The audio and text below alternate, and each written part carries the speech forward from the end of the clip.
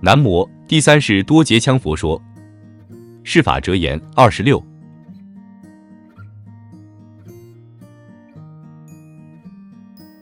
人生明达之道，勿于挫折迭起之见。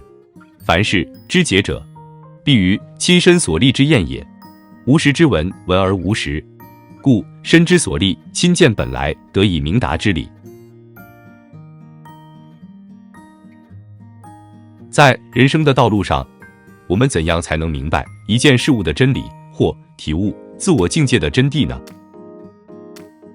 这当中主要的一点，不单是听来的，也不单是看来的，而除看和听之外，必须善于在无数次的失败当中去寻找经验和教训，经过实践的印证和对失败的内心检讨，然后才能对一切事物有内见性的了解，才能得到真理。因此说，必须要亲身经历，自己才能有所体验。如果只是道听途说，而没有亲自去实践，那么所得到的并不是事物的本质。